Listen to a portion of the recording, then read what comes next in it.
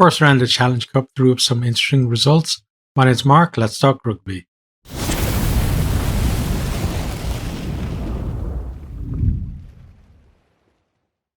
We're going to take a quick look now at the results from the first round of the Challenge Cup. Not going to go into too much detail on these because I haven't seen enough of the games or even enough of the highlights of the games to be able to go into as much detail as I did on the Champions Cup one that I did yesterday. But let's at least, look at how the results are affecting the team. So first up, we have Stade Francais 24, Benetton 14. So Benetton are actually leading that one at halftime. And again, as well, with 20 minutes to go, Stade Francais finished stronger and came out with the win. But, Benetton are showing that they're not the pushover that they've been, in seasons past. And you probably see with it, a couple of decent performances at home, they're probably going to make the knockout stages. Stade Francais going to be happy with a win to start off with, especially with that scare with 20 minutes to go when Benetton were ahead. And yeah, probably looking like both of these teams are going to qualify at this stage, but it really depends on Benetton producing at home. Next, we have Perpignan 5, Bristol 19. So Bristol, first minute try, build on that then with a second try on 11 minutes. And then they stretch it from there. Perpignan couldn't really respond. Like they got their one try, I think, in the second half. Bristol, though, couldn't go on to get a bonus point try, but still pretty handy win to go away to a club like Perpignan. And, fairly comfortable win for them in the end. Perpignan could maybe see them, depending on how their next game goes, maybe prioritizing the top 14 over this. So we have to see how that goes. Next time we have Lions 31, Dragons 31. So a draw on that one. Lions beat the Dragons at the end of November by 8 points in the URC in a close game. Obviously this one was closer, but the warning shot was there from the Dragons from that one. I have to say the Dragons under Di Flanagan look like a totally different beast compared to the Dragons of previous seasons. Since he's been put in charge there, we've seen them kind of, first of all, build with their performance and being able to hang in games and starting to see results now as well. So he's doing a really good job there. And again, in Europe, we can see the same thing. The game kind of seesawed for the first 60 minutes of the game with, each team kind of nudging ahead a little bit. And then strangely enough, there was no score in the last 20 minutes of the game.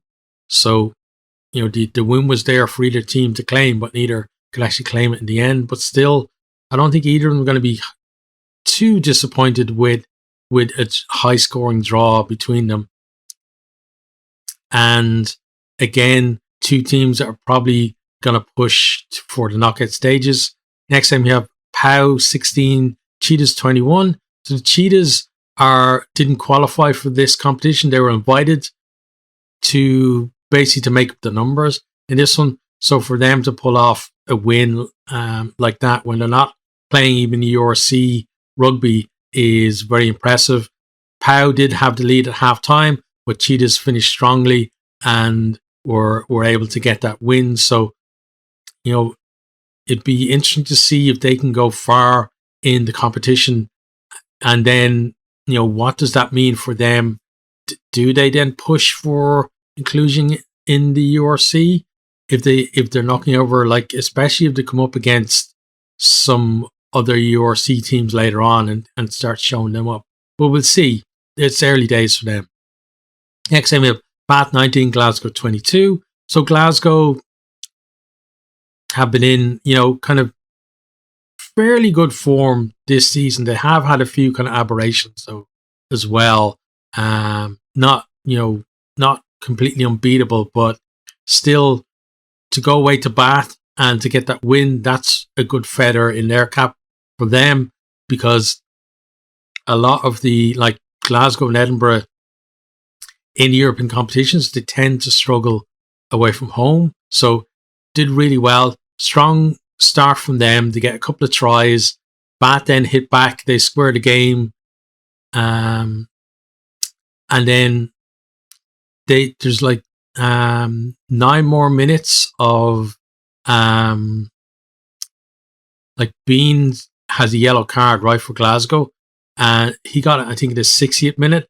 Bath squared the game up on 61 minutes, so they got 9 more minutes to go to try and get something extra to clinch the win. We're at 19-all at that stage. They can't though, so we then have a weird penalty with about 7 minutes to go that proves to be the winner for Glasgow there.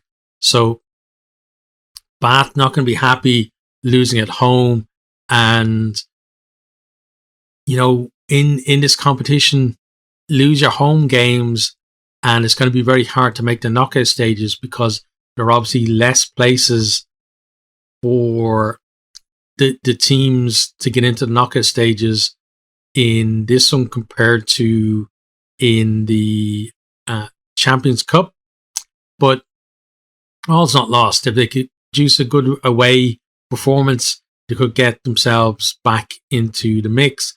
Glasgow looking strong, and if they win the home games now, they're probably almost guaranteed, I would say pretty much guaranteed, to get into the knockout stages. Cardiff 41, Breves 0. So 7 tries to Cardiff. You got 3 tries in the first 20 minutes. They had the bonus point in the bag before 50 minutes. Abject performance from Breve. Cardiff got to be confident now after that. And, you know, whatever about how bad Breve were, you can only play what's in front of you, and that's what Cardiff did. They delivered a really good win, and they're going to be bouncing going into their next game, and you could probably see them maybe on the back of that getting a result on the road. But we've seen Cardiff this season, they have been a little bit up and down. They might go from this to a heavy defeat away from home. We'll just have to see with them. But I would say that Cardiff are probably in good position now to make the knockout stages. Then we have Connacht 22, Newcastle 8. So early try from Boyle for Connacht. Newcastle then, they hit the front through an Earl try to add to an earlier Schumann penalty. So it's 8-7 to them at that point. Connacht though do score again just before half time, and then they add on a late score to make the win safe. So solid, if not spectacular, win for Connacht to start off. They do have a little bit more work to do to get in position, you know, for a knockout place, but they're certainly going to be in the mix for that. Newcastle, you know, didn't really offer all that much in the game. They're probably, you know, I think they're one of these teams where at home they're probably going to perform to a higher level, and they might pick up a win or two at home, but whether it's going to be enough for knockouts rugby, we're going to have to see. So yeah, Connacht certainly the big winners from that game, but still got work to do. Next time we have Zebre 21, Toulon 24. So this one was a big surprise because kind of harping back to the way Zebre were at the start of the season, where they almost beat Leinster in their opening game in the URC, and then going close then in the following weeks at home as well.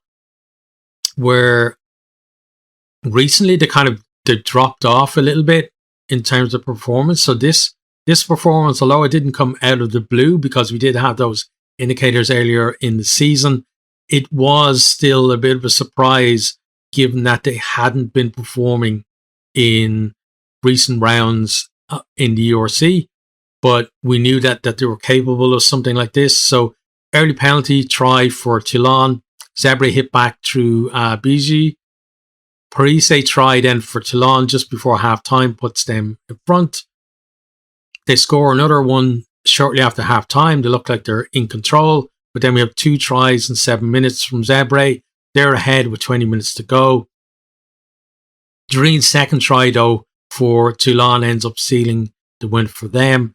A really big scare for them, and they'll be happy just to get out with the win.